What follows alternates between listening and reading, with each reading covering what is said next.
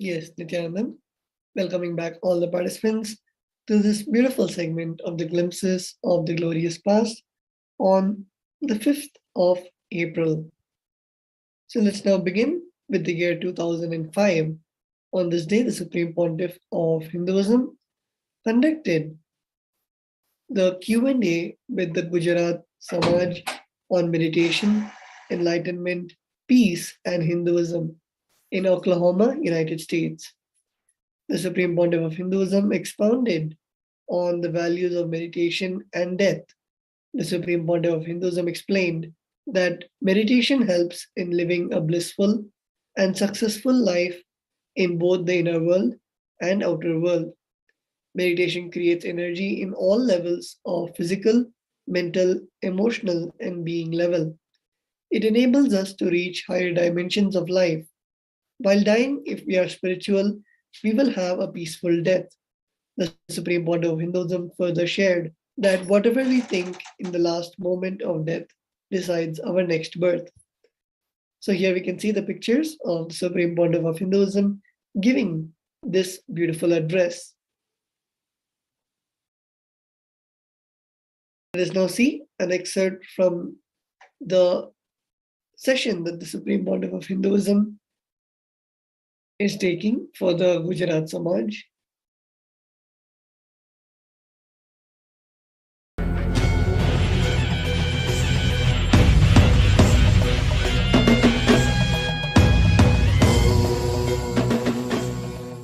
Anandam Paramashivoham Kevalam Jnanamurtim. If you ask the people who have come to India, of course, if you ask Banu, she will tell you 30,000, 40,000 people continuously addressing. So I always feel happy to sit with a small group. They can also have some use, and I will also speak something from my heart. See, whenever you speak for the public mass, you can't speak the truth. We can never speak the truth when you speak in the public. You have to hide it, unpack it, do all sorts of covering. That is why, you see, in India we have two level of books. One is Shruti. Shruti means Upanishads. Smriti means Puranas. Upanishads are always spoken only to small group. Puranas are always spoken to a big group. Puranas for the public means lakhs of people. Shruti or Upanishads are it's always for a small group. The truth is always for small group. Whenever you address a big gathering, you can't say anything honestly. You have to say it only in a social way. Social way means what? Bending the truth. The moment you bend it, it becomes a lie. Or you have to put it in such a way that people cannot catch the truth of that words. I'll spend a few minutes answering your questions. Anybody wants to ask anything? Any question about Indian philosophy, our way of life? Of course, you all must be exposed to all these things. Anything you want to ask, you are welcome. Our philosophy or our religion, whatever. Yes. Why meditate? That's nice question. Why meditate? To develop this why, you need to meditate. Even your logic, you ask why. You ask why, how, what for. We have something called logic, because of which we make our life more happy or more comfortable. We do things. To make this logic sharp, meditation will help you. When you make your logic more sharper, more you are paid, or more you earn, more you make your life comfortable. Apart from that, you will learn a knack or technique to relieve yourself from this why. See, for the outer world, you need to live with this why, logic. The logic is an instrument for the outer world. You must know how to tap the whole thing, or how to get the maximum. You need logic for the outer world. But for the inner world, you need to relax from that logic for some time. You can't be always in that calculative mode. When you want to live, you need to relax. If at all you want to enjoy the inner world or anything else, you need to relax from the logic. You need to have a little bit of rest. For both, you need meditation. Meditation will help to increase the success in the outer world and to relax in the inner world. Usually, we always miss something. If you have the outer world, we miss the inner world. If you have the inner world, you miss the outer world. If you have the bed, you miss the sleep. If you have the sleep, you miss the bed. We always miss something. Meditation is the thing which will give you both. It's like today morning I was talking to Dr.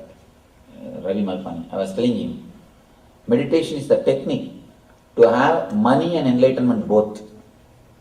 Money and enlightenment both. When you work, you will be able to do intensely. Intensely you will be able to work. When you relax, you will be able to do intensely. As of now, we will not be able to do both intensely. When we are working, we will be thinking about vacation. When we are on vacation, we will be bothering about what to do next. When you are in the office, you will be thinking about beach. When you are on the beach, you will be thinking about what to do in the next in the office. We will be just caught between these two. One thing is sure, if you are here, you will not be here. If you are in the house, we will be thinking of something else. If you are somewhere else, we will be thinking of house. Instead of that, bringing your energy to the present moment, making you intense, whether it is your social life or a personal life or your family life, in anything, you can become more deep and intense. Meditation will open up a new dimension to your life. And I have seen people making enough of money but don't have enough of energy to live it. To live it. You need to create enough energy also to live it, to express it, or to experience the whole thing in your life. Meditation will create enough of energy, physically, mentally, emotionally, and in being level to live. So, when you ask the question why meditate, even to increase this why, you need to meditate. Yes. Jignasa for God. Is that created by a man, or is it something that God? Whether it is created by man or something created by God, or you don't have to bother. I don't think there is a need for jignasa. Forget about it. There is a need for bliss. See, jignasa means search. The search for God is not necessary. The search for bliss is necessary. That is more than enough. So, when we say there is something called search for God, we will have all sorts of questions. First of all, whether He is there or not, who knows? Next, whether He created it or we created for ourselves. As you ask, there are so many questions. Let us not bother about that. But there is something called higher life in our own life. There is a higher dimension of you. Now, as on now, our life is based on fear and greed. It runs based on fear and greed.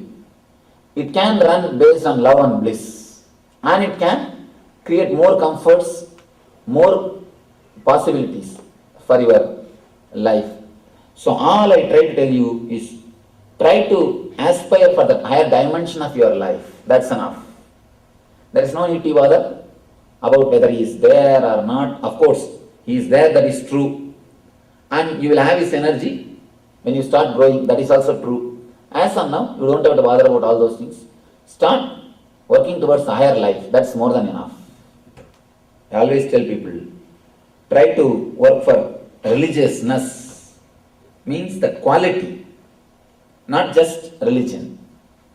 Let us imbibe the quality of Krishna. Let us imbibe the quality of Rama. When we start imbibing the quality of their life, naturally you will see the ultimate. All we need to do is trying to imbibe the quality in the life, not just worship. Worship is good inspiration, but we should not stop with it. But most of us, we stop with it, we feel that's enough. Swami, what did you speak to the Microsoft people? Oh, intuitive management. It's about the how to develop your intuition. Now it is becoming very popular. You see, you can't be very successful just based on intellect. You need something more than intellect. What in the modern day CEOs they call guts. But guts is only an accident as long as the Western lifestyle is concerned. Somebody somehow gets the energy or guts to make decisions. They become successful. But in the East, it's a science. Everyone can have it. It is not just an accident, it's an incident. So if you can tune yourself to your inner energy, you will have the guts and you can become successful. You can start expressing that guts energy into your being, from your being. So having intuition is one of the basic necessary for social success. And I've seen few people without intuition itself, they make a big success. If they can fall into intuition, if they can achieve a little more intuition, the success which they make can be 10 times more. So I was talking about the intuition, and the other day we received an email from them. This is the lecture which is attended by maximum number. In their experience, they say, what this guy has attended? It's a maximum. Webcast, and worldwide they did a webcast for the employees. They say that this is the lecture.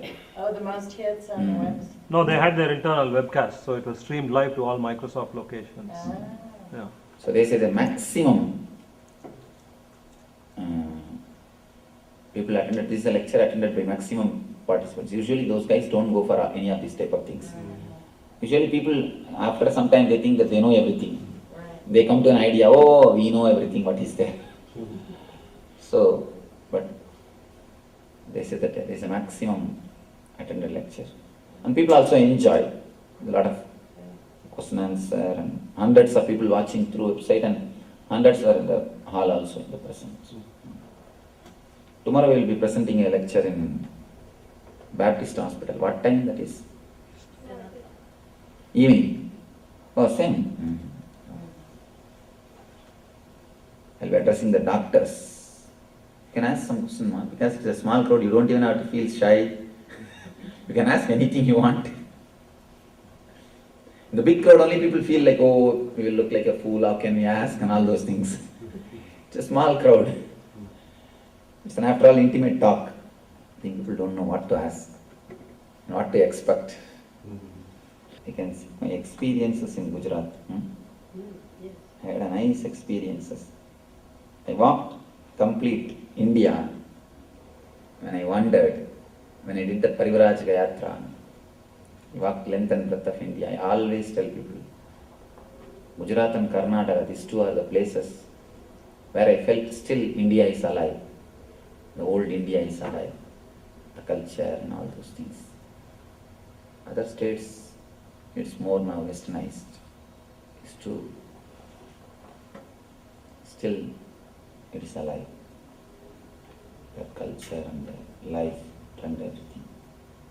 I've just been wondering lately about organ donation. You know, when people die before they're cremated. You can do it. You can do it. Nothing wrong. And nothing stays back. No. Nothing stays back. Within 3 shana, you move out. You take another one body. So you can give. Organ donation is perfectly alright according to spirituality. Nothing wrong. Only thing you should be careful that when you write the will, they should wait till you die. Usually. These guys are in a hurry. They give you visa. They give you sometime quick visa. Speed pass, that should not be allowed. You should not have a speed pass. Because in the United States, you know, they even have you put it on your... Yes, that was just a glimpse of the session that the Supreme Pontiff of Hinduism conducted. We are now moving on to the 5th of April 2006. On this day, the Supreme Pontiff of Hinduism continued on the series of addresses and initiations from the Shiva Sutras in Columbus, Ohio. There he was received by the Kailasa and Ohio Sangha with all the traditional respects and honors. After this discourse, the delegates had the rare opportunity to receive directly the blessings of the Supreme Pontiff of Hinduism through his darshan and to receive the most precious gift a disciple can receive, the Guru Bhakti. Here we can see the Supreme Pontiff of Hinduism after the wonderful Shiva Sutra's discourse giving the Sarva Darshan, the energy darshan to each and every participant. We are now entering into the year 2007. On this day, the Supreme Pontiff of Hinduism elaborated on how people spend lots of energy trying to understand mind through logic. Logical thinking is part of the mind, and it is impossible to comprehend mind through logic. As such, the logic is not in any way to comprehend consciousness which is beyond the mind. The Supreme Pontiff of Hinduism explained that Zen tradition has something called Zen koans that are given to the monks to contemplate. These seemingly illogical statements, when meditated upon, create a space to experience consciousness. Let us see an expert excerpt from this beautiful satsang.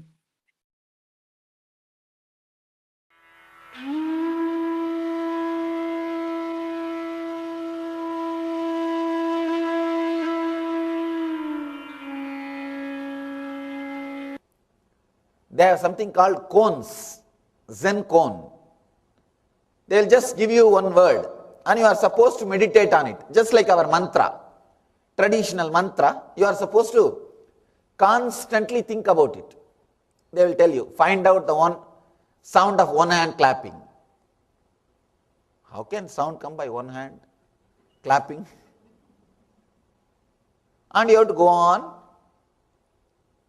contemplate, meditate on it. Suddenly, when you are in bathroom, maybe, when you are really relaxed, that clicking will happen, that understanding will happen. That is what they call satori, first spiritual experience.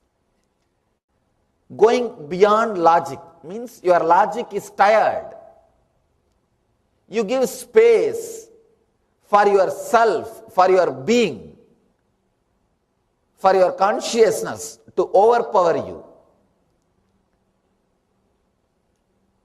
Your schools, colleges, universities, everything teaches you to sharpen your logic. Constantly, you try to bring everything under the control of your logic. You see, gathering knowledge means bringing things under your logic, understanding things according to your logic. That is what is gathering knowledge. All your degree, whether it is bachelor's, master's or doctorate, anything, it's nothing but trying to bring that part of the knowledge under your logic, that part of the understanding under your logic.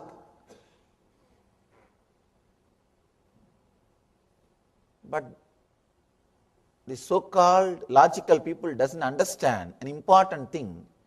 You can't bring mind under your logic,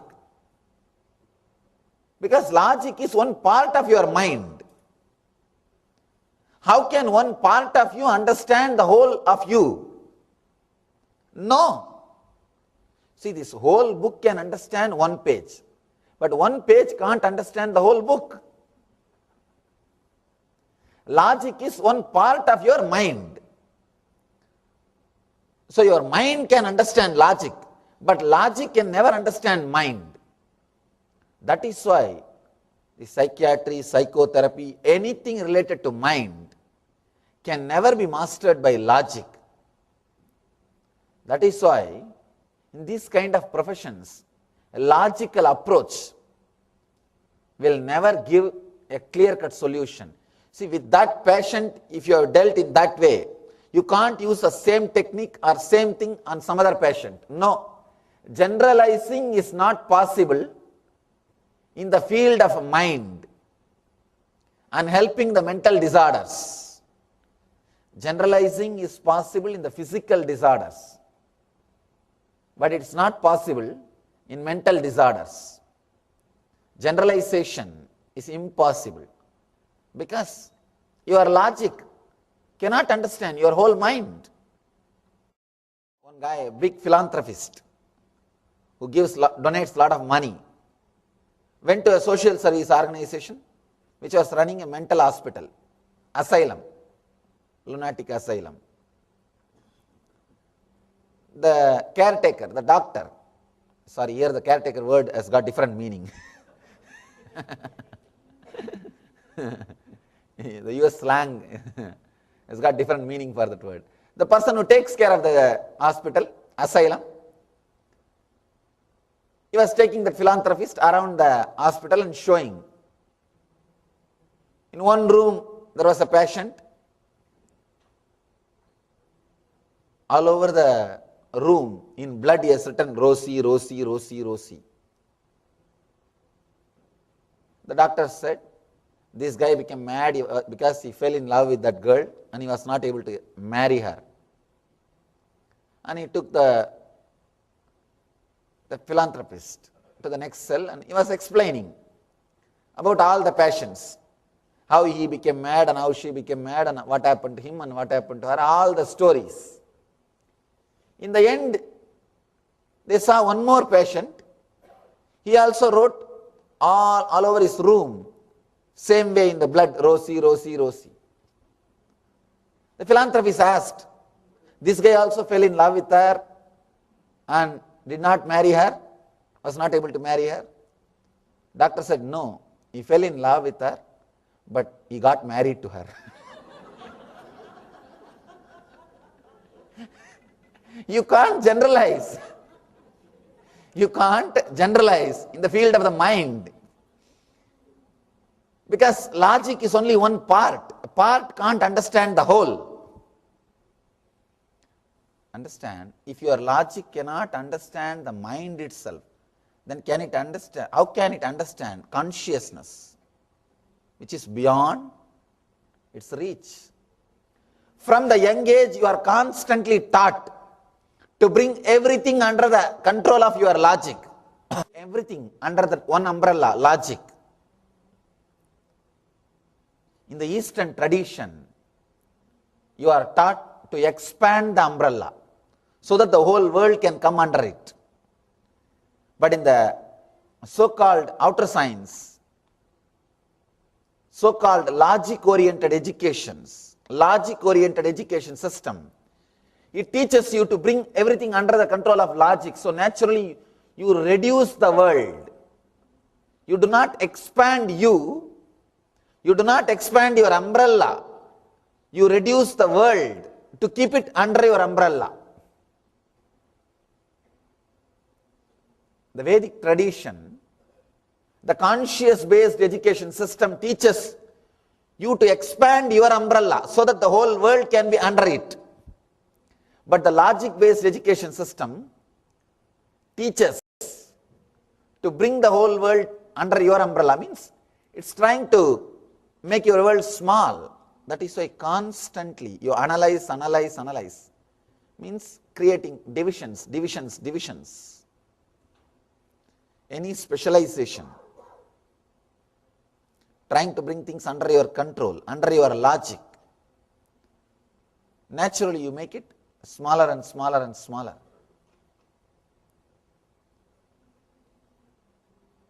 Constantly you are taught to bring things under your control, but the Zen cones do the opposite work. They tire your logic.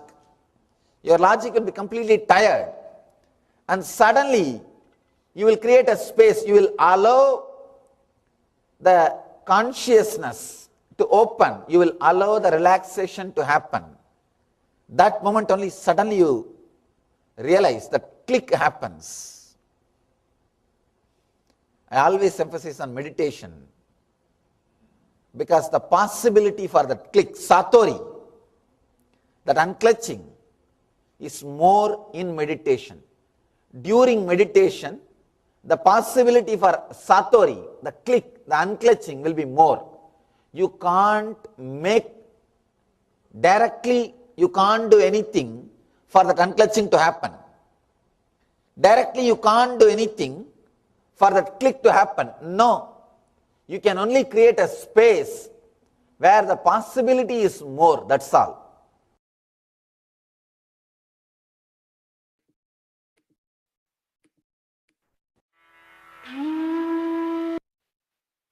Yes, we're now moving on to the 5th of April 2008. On this day, the Supreme Pontiff of Hinduism supervised the measurement of the land of Kailasa in Tiruvannamalai, Arunachala Sarvingyapeetham. Later that day, the Supreme Pontiff of Hinduism had an internal meeting with all the volunteers and Kailasavasis who were administering the whole construction project, in which he listened to all their queries around the whole project and gave further instructions for its conclusion. Running parallel on that day and under the direct guidance of the Supreme Pontiff of Hinduism, his initiated acharyas held a kiosk in a book fair in which they also conducted the meditation processes provided by the Supreme Pontiff of Hinduism. We are now moving on to the 5th of April 2010. Kailasa's Department of Information Broadcasting, in collaboration with Kailasa Uniting Nations for Peacekeeping, aimed at eradicating violence and promoting peace, telecasted a video on the cosmic principles of reincarnation as revealed by the Supreme Pontiff of Hinduism. In this talk entitled Nithyananda Q&A on the Secret of Birth Part 1, the Supreme Pontiff of Hinduism responded to questions about the purpose of birth and reincarnation. Questions ranged from why do we forget the purpose of our birth and do I have the same purpose of life in every birth to can I decide to change the purpose of my birth and can anybody become an incarnation. The Supreme Pontiff of Hinduism advised the delegates to accept everything in their life as their chosen set of circumstances, but allow for expansion and updating. Let us hear a small excerpt from this beautiful satsang.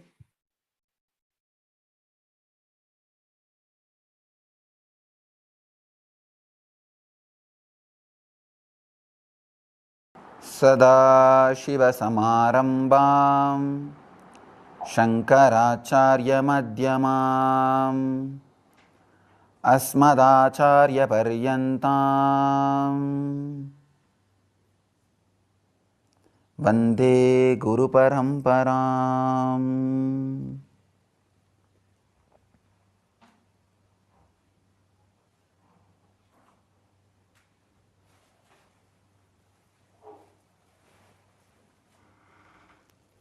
I welcome you all with my love and respects. Today I'll try to respond to the questions related to birth. Why do we forget the purpose of life when we are born? Beautiful question. Please understand, when you go through the process of birth, your body slowly comes out of mother's womb. With a heavy pressure, it comes out. That is the moment when the life, individual soul, reflects on the body. So it's a very strong process. One, you are coming out of the place where you are very comfortable, cozy, cool, happy, and completely protected and secured. You don't need to think about your food. You don't even need to think about breathing, because life was extension of mother's life. So there is no responsibility. You are completely protected, secured. From that secure place, you are moving into a space where you need to take the responsibility for yourself. First thing, now you need to start breathing. You need to start eating. You need to start digesting. Now you are responsible for your life. You need to enter into the different space where you become responsible for everything. So this is a very big change. First thing. Second thing, the individual life is settling into your nervous system. So it's a big chaos. In this big chaos, naturally, you forget the purpose for which you assumed this body. You assume this body. That is why I always tell people, when you are in the body, go to that silence where you can really relive the moment of birth. You need to become so silent, so settled into your being, where you can encounter the moment when your life and body overlapped on each other, when your life and your body met each other, when you started taking the responsibility of breathing, when first time you threw the mucus through your nose out, first time you started inhaling and exhaling. If you settle with yourself, you can go to that space.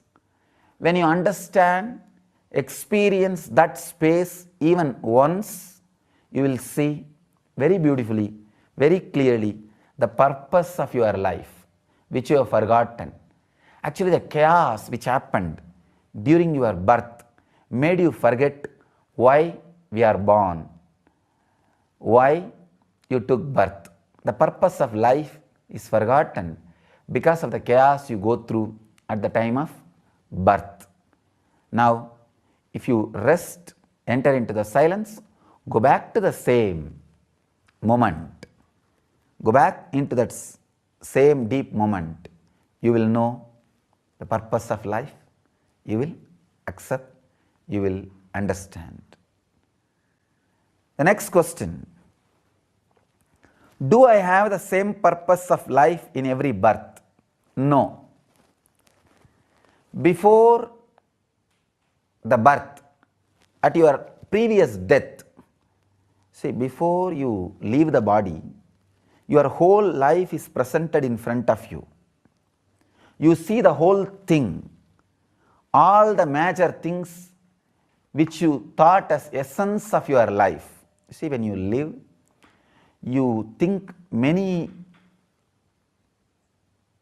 outer world things as essence of your life. Many things drives you. For somebody, money drives their life. For somebody, love drives their life. For somebody, eating drives their life. For somebody, sex drives their life. For somebody, power drives their life. Whatever may be driving your life, whatever is purpose of, whatever you think as purpose of your life, you run behind it. At the moment of death, you will evaluate whether your running was proper, whether your running was right or wrong. If your running was right, you will think, oh, that's right, then I will run for the same purpose in next life also, in a deeper sense, in a much higher scale.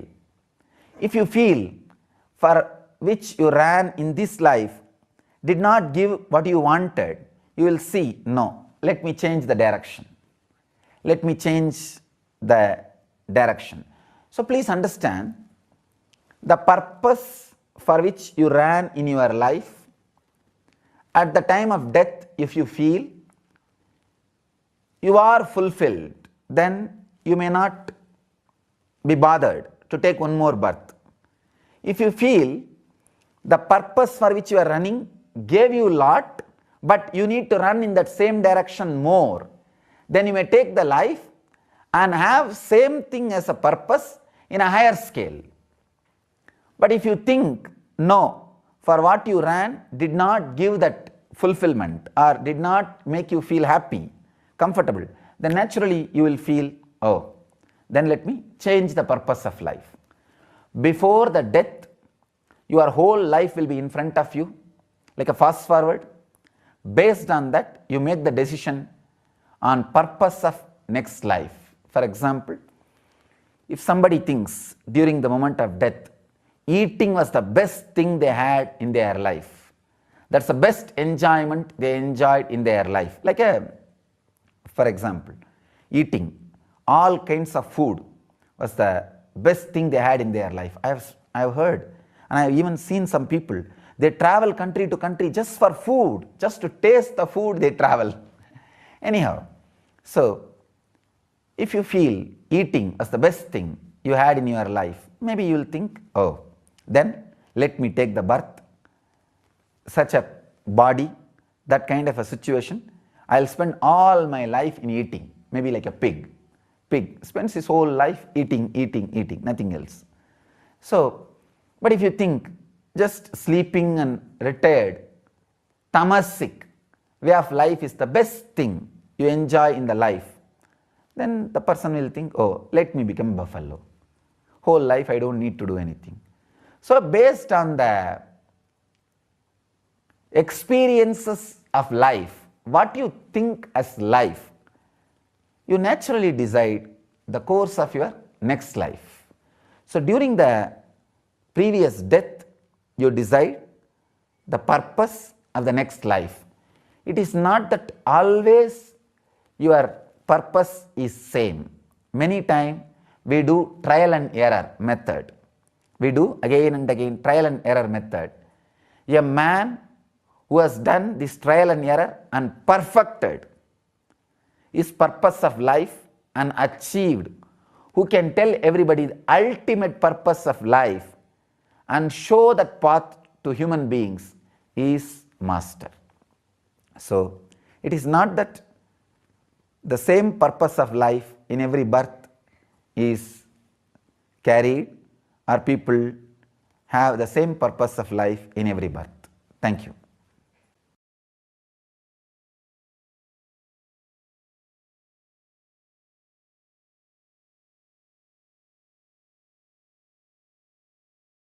Sada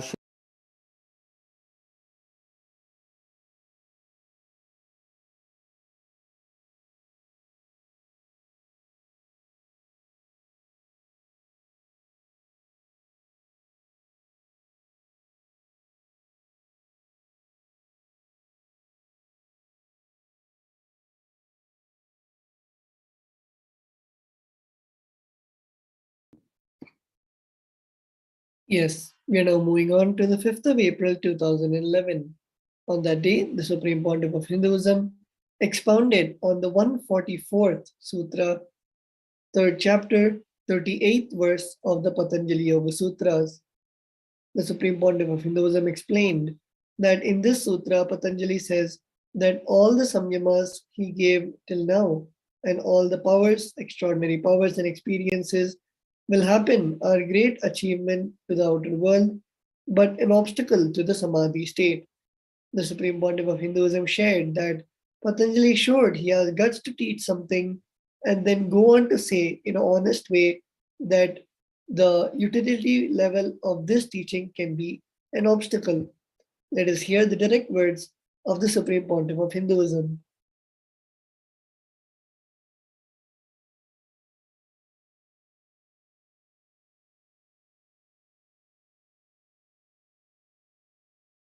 be very clear how much of your mind, how much of percentage of your mind is interested in only samadhi and enlightenment, how much of your mind is interested in outer world accomplishments. If you are interested in outer world accomplishments, nothing wrong. Use the samyamas and have siddhis. Enjoy the life. If you are interested only in enlightenment, dump everything and go towards samadhi. But I have seen many hypocritical so-called Vedantic sannyasis who wants outer world accomplishments, who enjoy name and fame, money, power, position, everything. But they do not work on samyama to achieve extraordinary powers because they don't believe the samyama can bring extraordinary powers. They do not know the technique and they do not believe, trust Samyamas can bring extraordinary powers. That is what I am saying, hypocrisy. Don't do that. Understand, analyze properly. Do you want outer world accomplishments like a name, fame, money, comforts, luxury? Nothing wrong. Great. Then use this samyamas. You will have it just like that. You will achieve it very quickly. Along with your work, if you use the samyama also, you will achieve it in no time. Or if you are really clear, you don't want anything in the outer world, then relax into samadhi. Neither have fear towards siddhis, nor have fear towards, neither have fear towards siddhis, nor have greed towards siddhis. Have clarity and clear understanding towards it. Then you will not waste your time and energy. You will not cheat yourself and others.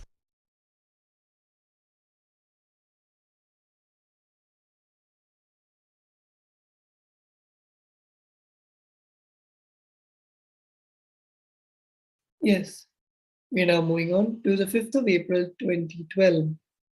On this day, after the day satsang in Adi Kailasa, the Supreme Pontiff of Hinduism visited the Kailasa in Tiruvannamalai, the Arunachala Sarvagnya Peetham. Later that day, the Supreme Pontiff of Hinduism visited the Arunachaleshwara temple, where he was received by the priests with all the traditional honors, especially the Purdukumbha, the highest royal honorary offering given in a guest in Hindu tradition. Many crores of people had gathered in order to receive the darshan of the Nijavatara of Paramashiva, the Supreme Pontiff of Hinduism, with each of them celebrating and bringing various kinds of offerings to the Supreme Pontiff of Hinduism. The celebration was one of a kind, and the number of people was simply staggering. The Supreme Pontiff of Hinduism's popularity was growing exponentially, as everyone could see that he would become the one who would be the Jagat Guru of the whole world. So here we can see the Supreme Pontiff of Hinduism blessing and gracing the Kailasa in Tiruvannamalai and also the Arunachaleshwara temple, the temple visit.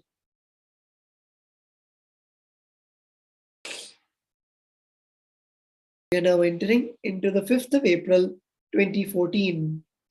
On this day, the Supreme Pontiff of Hinduism elaborated on how to have success in life by practicing Advaita. The Supreme Pontiff of Hinduism explained that people think that everything ends in victory, but in fact, their understanding of victory comes from a space of violence, incompletion, and grabbing from others. As such, whether they win or lose, they will be taking another birth from this karma only. On the other hand, Advaita is success. The Supreme Pontiff of Hinduism further shared more on how to be successful through expansion, creativity, and completion, and encouraged all not to accept victory if they can't have success from Advaita. Later the day, so the Supreme Pontiff of Hinduism visited the Mahakala Bhairava in the holy city of Varanasi, Uttar Pradesh, India. So here we can see the Supreme Pontiff of Hinduism giving the satsang and also with Lord Kalabhairava in the sacred city of Varanasi.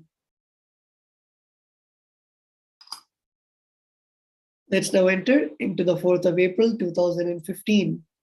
On this day, the Supreme Pontiff of Hinduism conducted the NDY program. The Supreme Pontiff of Hinduism conducted various sessions for the benefits of the delegates, aiming at giving the maximum result in this tight-packed convention. The delegates participated in the Shivoham meditation process, in which the Supreme Pontiff of Hinduism gave them the experience of Shivoham, I am Paramashiva. On the topic of the Shivoham process, the Supreme Pontiff of Hinduism had previously shared that the low and powerless inner image is the result of forgetting the original state of Sadashivatva, the space of being Sadashiva. The Supreme Pontiff of Hinduism explained that the only way the state can be remembered again and again is when the powers of Sadashiva are manifested. So here the Supreme Pontiff of Hinduism is giving the direct technique for expressing and remembering the state of Sadashivatva. Let us see a beautiful video which covers all the happenings of the 5th of April.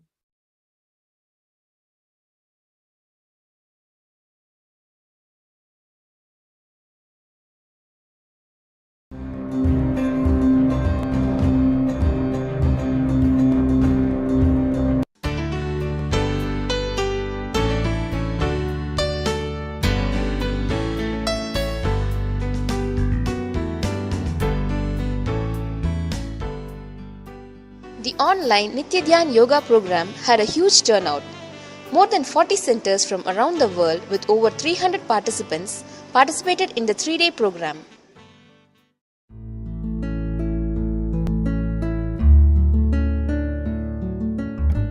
Even if you take the life of Harishchandra, even if lots of things are taken away from him, he didn't feel, oh, why is it taken away? What did I do to get all that? He didn't feel powerless. Instead, he was thinking, okay, life is telling me something, but still, I will follow the dharma and integrity which I wanted to follow. He was thinking like that. So, what I feel is, instead of like how you told that when you are powerless, you exaggerating yourself. Instead of doing that, even in that particular moment, you can even exaggerate on Swamiji. From my experience, when there were times where I was irresponsible and was inauthentic, and when somebody caught me, the time I exaggerate on Swami by, this is one more chance that Swami has given me to complete with my inauthenticity and make me become a more complete person and reach the consciousness. From that angle, I exaggerate on Swamiji, and immediately I feel complete and I'm able to actually drop the inauthenticity and go and expand further and further. I don't think we should do what Swami does, but like what Swami told in other day satsang, you should do what Swami tells, not what Swami does.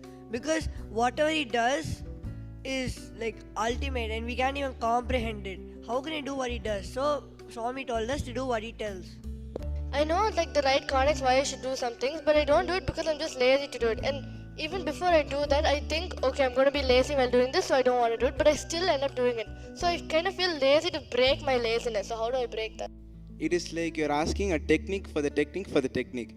It will not work like that. Only if you decide to do it in action, it is going to break. You can avoid just asking how to break the laziness of the laziness. So you just have to do it in action, and at that moment you have to break it. You need to understand and you need to find out the technique which will click with you to make you, to put you in the space of more and more inspiration and make you feel that you are consciousness.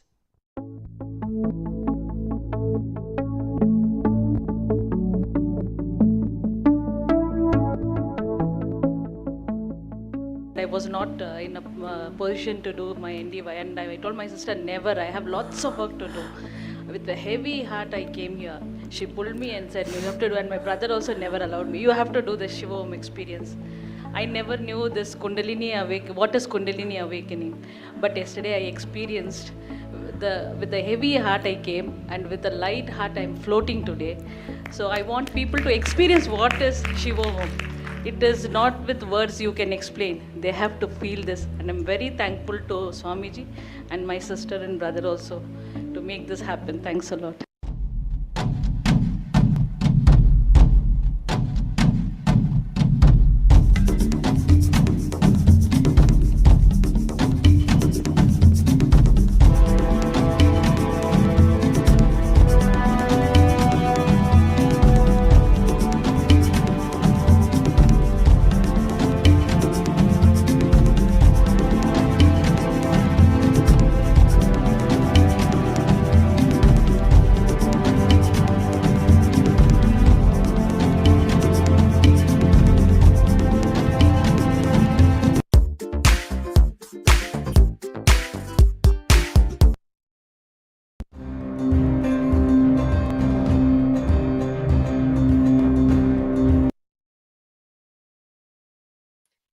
Yes, we are now moving on to the 5th of April 2016. On this day, the Supreme Pontiff of Hinduism began the preparations for the Kumbh Mela that was going to happen in Ujjain. On this day's presidential address, the Supreme Pontiff of Hinduism explained that the Kumbh Mela preparations were happening in full swing. 108 deities were being carefully packed and shipped to Ujjain to bless all and celebrate Kumbh Mela. The Supreme Pontiff of Hinduism shared that all their vastram, jewels, vahanas, and more items were made just for them at the Sacred Arts University were getting packed also. Day and night, the volunteers and sannyasis were packing, and there was a great excitement to see the truckloads leaving the campus for the holy gathering of the Kumbh Mela in Ujjain. So here we can see the various preparations happening for the auspicious celebration of the Kumbh Mela, which is happening from the Bengaluru Adinam, where all the deities are getting ready to visit the largest camp in the Simhast Kumbh Mela, which happened in Ujjain. And we can see the deities, the jewels, the vahanas, which are the vehicles, and the various other preparations happening. Let us see a short video.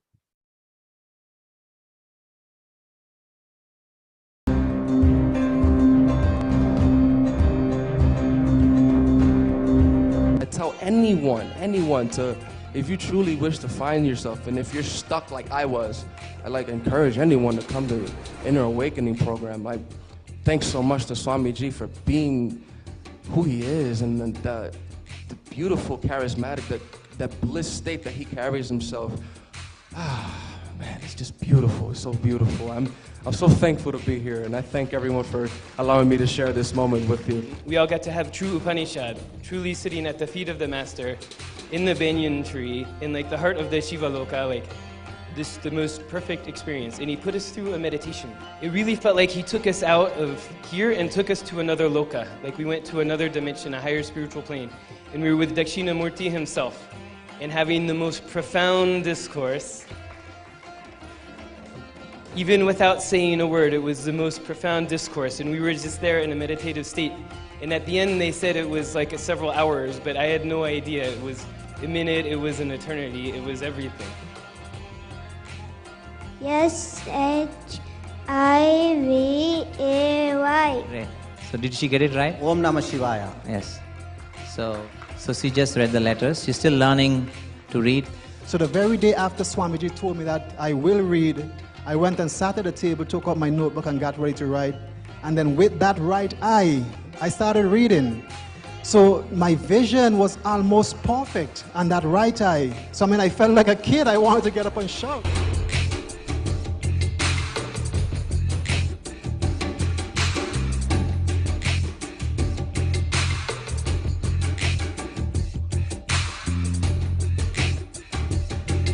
Bengaluru Adinam campus is packing and shipping. All items available are being procured for the 5,000 strong 200,000 square feet at Nithyananda Peetham, Ujjain.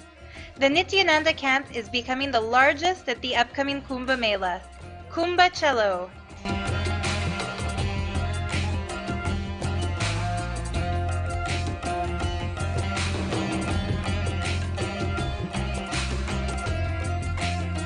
In the climax of the 2012 Consciousness Shift webinar, Swamiji made one very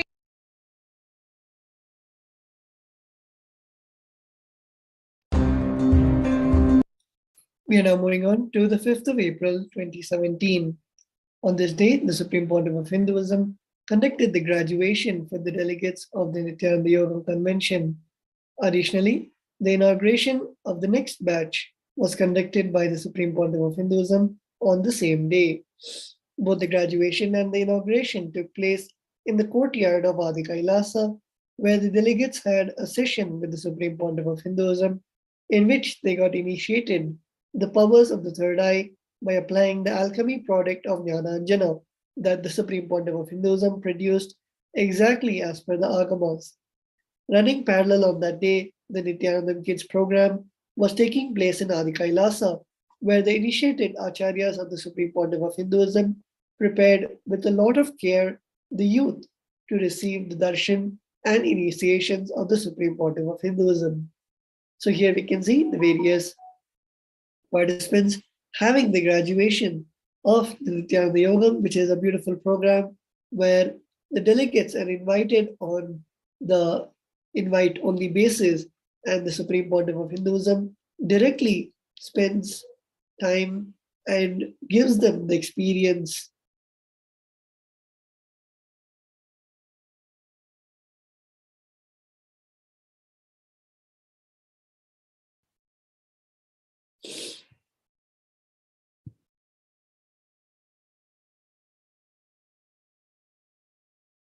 We are now moving on to the 5th of April 2018.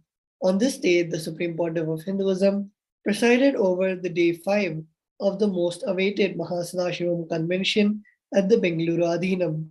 Additionally, on that day, the Supreme Pontiff of Hinduism went on a yatra to the Shirdi Sai Baba temple. There, many devotees and worshippers welcomed him and watched him with deep reverence as the Supreme Pontiff of Hinduism made his entrance to the temple and paid his respects to Bhagavan Shirdi Sai Baba.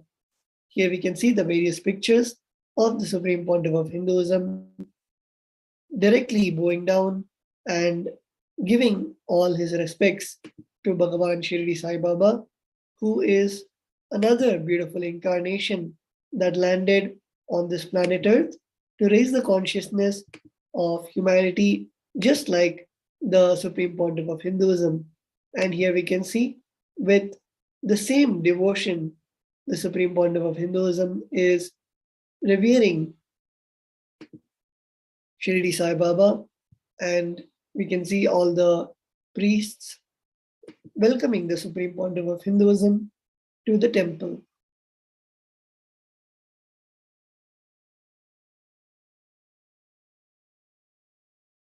Let us now move on to the 5th of April 2020. Kailasa Department of Information Broadcasting, in collaboration with Sri Kailasa Uniting Nations for Peacekeeping, re-telecasted the Nityananda Satsang titled Mahaganapati is Real and Available, revealed by the Supreme Pontiff of Hinduism, had shared in this satsang that how intensely you feel you are alive, much more intensely Lord Ganapati is alive. The Supreme Pontiff of Hinduism described Lord Ganapati as he is, with 25 elephant heads and 50 hands, as Mahaganapati sitting now alive in Sri Kailasa, and that he is available to all of us, accepting our devotion, prayers, respects, and all the offerings being made. The darshan for today was Paramashivoham Samadhi Darshan, contributing to over 108 humanitarian causes of Sri Kailasa Uniting Nations. Kailasa's Nithyananda Hindu University marked that day as the season 2, day 1 of Paramashivoham.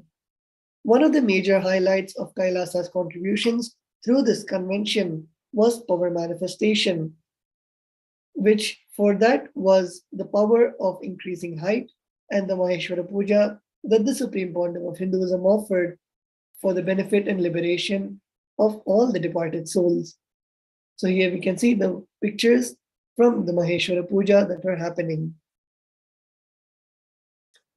And with that, we come to the final year of the segment, which is the 5th of April 2021. On this day, the ambassadors and delegates of the Kailasa nation received the Shaktipada and Shaktinipada, the live darshan of the Supreme Pontiff of Hinduism. On this day's message that was liberating ourselves from the obsessive compulsive reactionary patterns and their suffocations is liberating ourselves from delusion. The Supreme Pontiff of Hinduism explained that the greatest suffering is identifying ourselves with our obsessive compulsive reactions and suffocations which we bring out in our life. He shared that when we identify ourselves with our obsessive compulsive reactionary patterns, with all the suffocation that these patterns bring, and we start blaming everyone other than ourselves. This is the worst delusion in life. The Supreme Pontiff of Hinduism further explained that when we listen to Guruvak, not only we escape from all suffocations, side effects, after effects, we are also showered by all auspiciousness. So here we can see the Supreme Pontiff of Hinduism, the pictures from the live initiation. And with that, we thank each and every one of you who have joined us in this beautiful segment where we went across the years, starting from the early years of 2005 all the way till the most recent year, 2021, on this day of 5th of April. And let us now get ready to receive the Supreme Pontiff of Hinduism and the alive satsang of the Supreme Pontiff of Hinduism.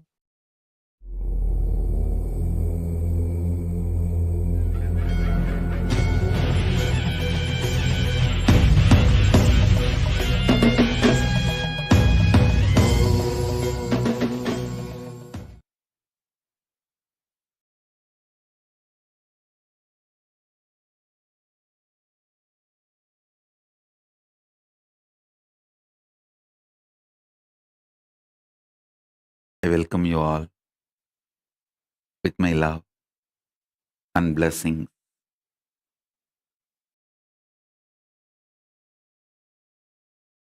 Paramashiva's message directly from Kailasa.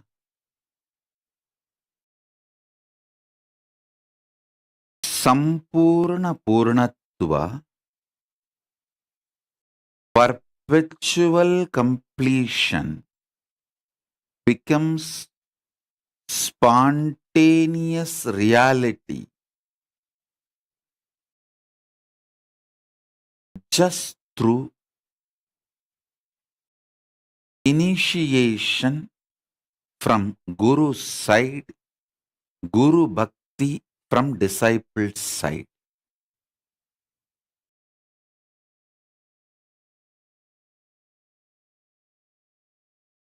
Listen, listen, listen intensely. Paramashiva's message directly from Kailasa. Listen. Sampurna Purnatva, perpetual completion becomes spontaneous reality just by the initiation from the Guru's side, Guru Bhakti from your side. Listen.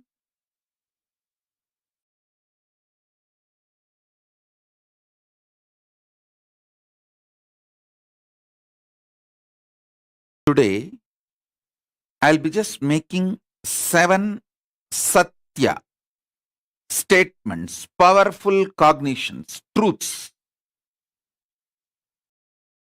Just internalize those 7. You will manifest perpetual completion, Sampurna Purnatva. I am responsible for the words I am uttering. Understand?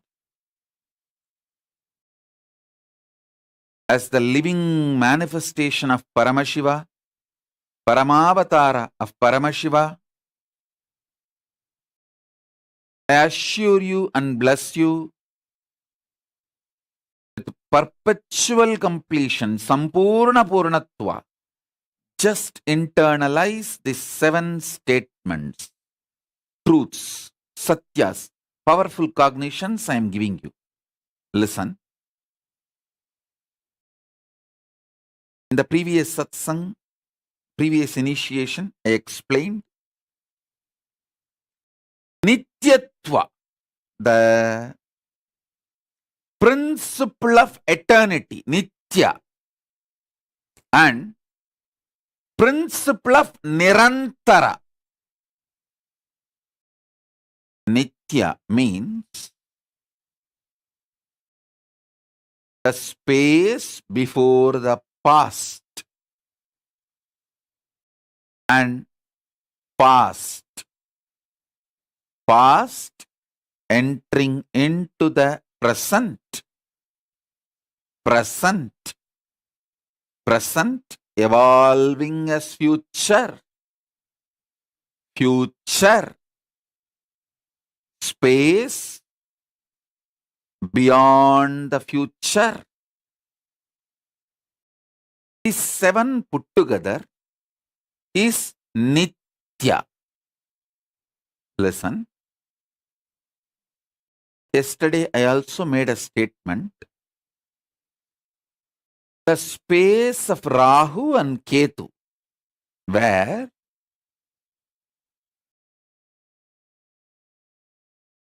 the space beyond time becoming past is Rahu. The space after time, after future is Ketu. These two are considered as shadow graha.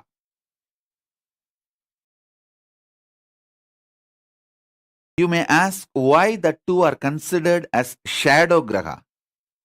Listen to this statement. There is no existential evidence cosmically that time as manifested in reality as past, present, future, even though the unit